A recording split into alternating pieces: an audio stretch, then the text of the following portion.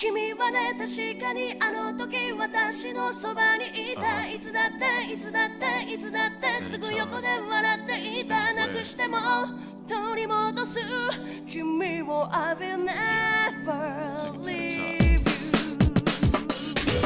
Battle, then I'll take it to the street where there's no rules. Take off the gloves, break dreams to down. Gotta prove my skills, so get down. My lyrical depth is a real battle. What's up, everybody? It's your boy Fifth Bride Kage. Welcome to the channel, and today we're going to be starting our filler arc while we're not playing Dark Souls. I decided while we don't torture ourselves, we should enjoy ourselves a little bit more. And that's why I decided that we should do a waifu tier list.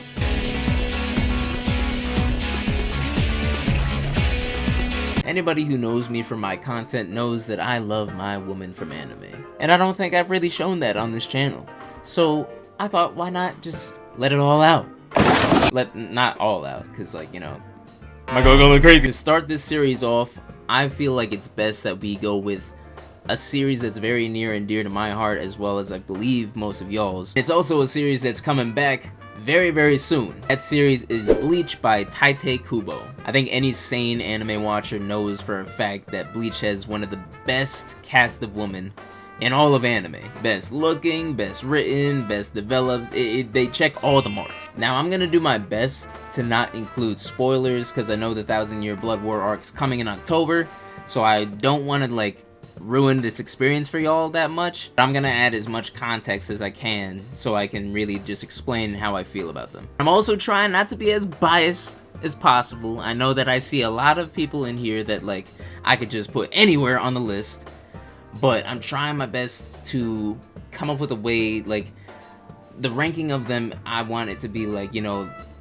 it includes their looks, it includes their character, and it includes their like the compatibility that you would have of having like a relationship with them, how they would be in a relationship, you know? Try my best to not play favorites, but we'll probably do that in the end. Now before we get this tier list started, I would like to start this off right with getting a few things out of the way first. So starting off, we have Hueco Mundo's queen, one of the baddest women in this series, Dear Harribel. Now when it comes to Harribel, she is strong, she is fierce, she's bad, and she's loyal. She deserves a top spot. She would definitely be the stronger half in the relationship, but I think that she fully deserves a top spot in this list. I'm gonna put her S. I know the bias is already there, but like S seems like a strong spot for Harribel, alright? Next we have Rukia's Zanpakuto Sodeno Shirayuki. Personality was very loyal, she was very like refined and proper. I always refer to the Kuchiki family in a respectful manner, like Sir Byakuya, Lady Rukia, etc. But do not get it twisted. She will freeze your ass off if you cross her. I don't think that getting in too much into the Zanpakutos is like a very important matter, but I think out of the Zanpakutos, she's probably like a B to me. Now, when it comes to Tobiyume, I can only think of her wielder in that moment, which pisses me off even more. But she does have her own personality. It's very different from Momo's. She's very... what's the word, man? She's kind of a jerk. She comes off very kind, but like... the moment you turn around, she's already talking crap, bro. Like, I'm honestly just gonna put Tobiyume in like, does she deserve C? I don't think so. I'm gonna leave her in D. I don't like Tobiyume in the first place, so might as well just leave her there. Alright, next we have a member of the most disappointing faction of the whole series of Bleach, Senjumaru of Division 0. I know you might count that as a spoiler, but bro, it's been like how many years now? I'm just let it out, alright? I like her design and everything. She's kind-hearted in a sense. She's a playful person, very, you know, exuberant, I would say. I think her biggest plus would be that she's very good with fashion. Like, she's a fashionista. She made clothes for all of them. But she knows what looks good, and she does that to herself as well as people that she cares about. Not necessarily cares about, but like, you know, if I was with her, Like, she would make sure that I look good before I go out. And I definitely do appreciate that, because I remember back in the day in high school, middle school, I was looking choppy when I walked out. Before I go to school, I would look in the mirror, looking like SpongeBob ready for his first day of boating school, and I would say like, alright, bet. I would say that I would give her C. Irio Hikifune. Now, I don't want to hear anybody's mess with this choice right now, alright? Please let me have this. She's going an S. I do not care. I do not care, okay? It's one thing if you got the body, bro. But her biggest plus is that she's a master chef. I'm a very picky eater. I'm a very, very picky eater. But if you make good food, I hate mushrooms. I hate mushrooms.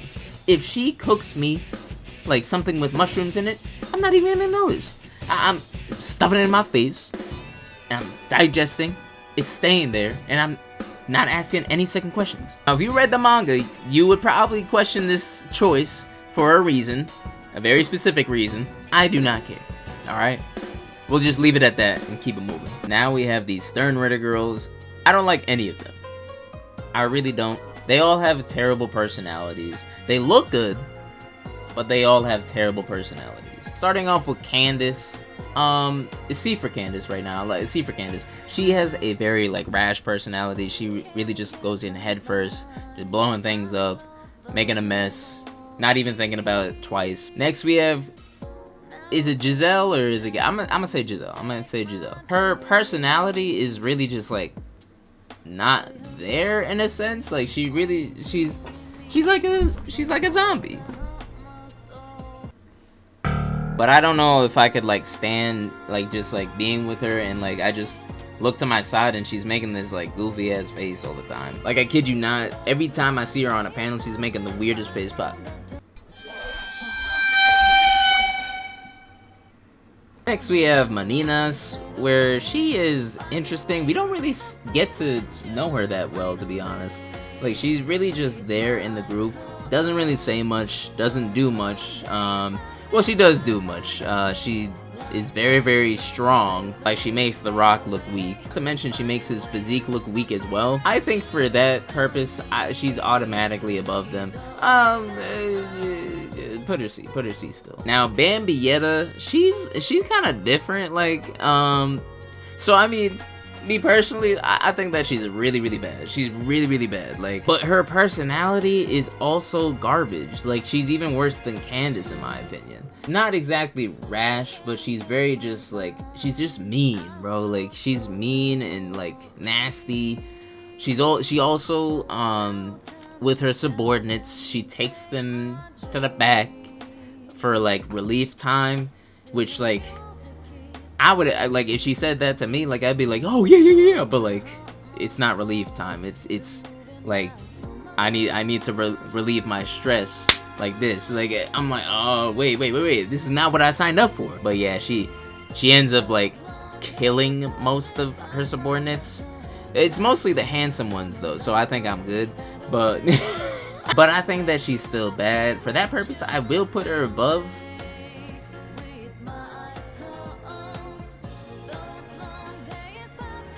Look, man, she's hot. She's hot. Like, I can't let it slide. She just has to be up there. She just has to be. I'm sorry. I'll probably move her later, but, like, right now, like, yeah, put her back. Put her at the top of C. Put her at the top of C, alright? I think we've come to an agreement.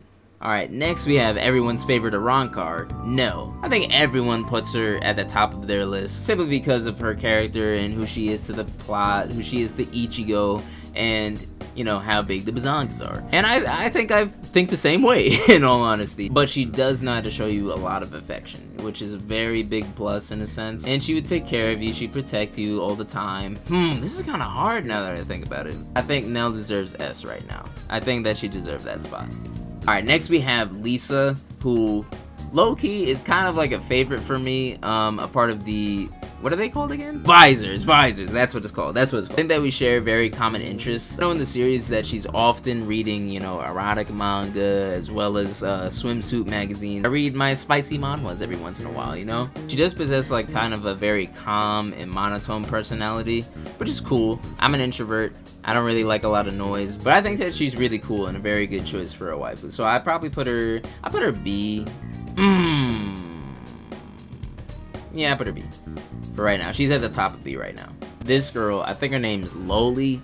She was an absolute bitch. Like, she was the absolute worst. When Orihime went with Aizen into Hueco Mundo and they like held her hostage essentially, this girl would come in like almost every day and just talk trash and like hit her, abuse her, just like being such a bully. Okay, there's a manga series called Magical Girl Sight. There is a bully that like a group of bullies essentially that reminds me of that one girl, to be honest. She like absolutely terrible, just making a girl's life a living hell. Like she disgusts me. F tier is the only spot that I feel makes sense for this girl. Next we have Ichigo's mom, and honestly I'm gonna put her in S. I'm gonna put her at the top right now, to be honest, because we may not have seen a lot from her in the anime. We get more of a backstory from her in the manga, but like her personality back then, like it was so like bubbly and happy.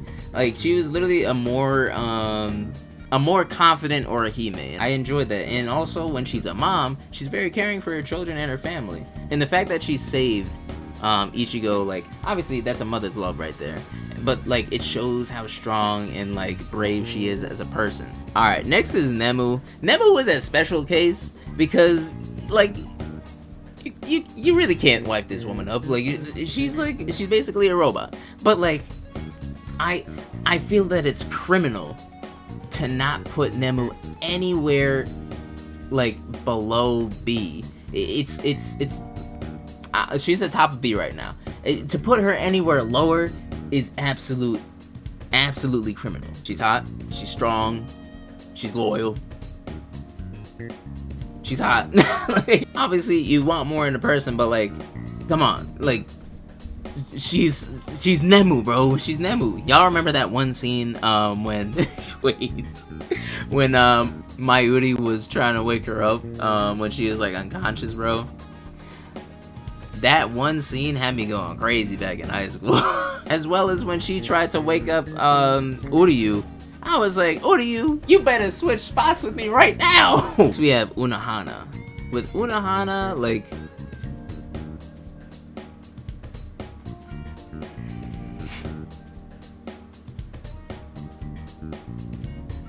she is. I feel like I'm not gonna put anyone in A at this point. You know what? Bro, it's so hard to not put her in S. She's S. Oh, she's S. She's S. I put her.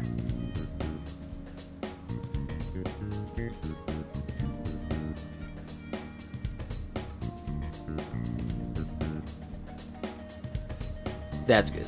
Unohana might be the oldest person on this list, but she's also one of the baddest. Remember that one beach episode in Bleach when Unohana showed off that swimsuit, bro? Had me going crazy. But she's also the fact that like Unohana's very, very kind-hearted. She's very empathetic. Not empathetic, sympathetic. She's very caring towards her subordinates as well as other members of the Gautier. She's like Soul Society's mom, to be honest. First we got, I think her name's Apache. Let me just double check real quick. Yeah, so Apache, she's probably the most headstrong of the three, in all honesty. She's always running in and just blowing things up. But she's also very argumentative. She's very hot-headed, so that's a very important factor to keep in mind. But the most important thing about her, I would say, is her resurrection. I think her resurrection is the finest out of the Tres Bestias, bro. She like it's literally like a fur bodysuit, and I'm like, yo, wait a second. It's cool, but it's not enough for me to put her over, you know, the next one. So I'm gonna put her at the top of D. Why is Candace up here? Why did I wait? Did I put all of them up here? Did I put them in C? I did.